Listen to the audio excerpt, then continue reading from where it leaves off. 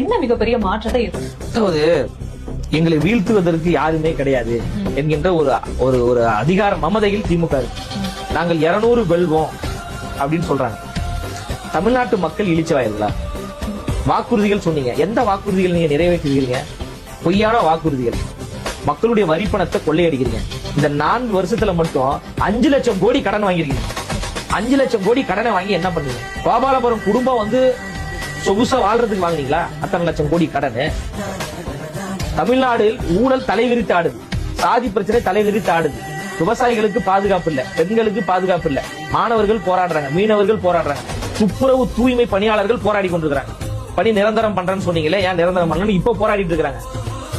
அப்போ பொய்யான வாக்குறுதிகளை சொல்லி மக்களை ஏமாற்றக்கூடிய ஒரு இடத்துல திமுக இருக்கு. அப்ப அதை வீழ்த்த வேண்டும் என்றால் கரிஸ்மேட்டிக் லீடராக 1967 கரிஸ்மேட்டிக் லீடர் யாருன்னு பாத்தீங்கன்னா அண்ணா அவர்கள்.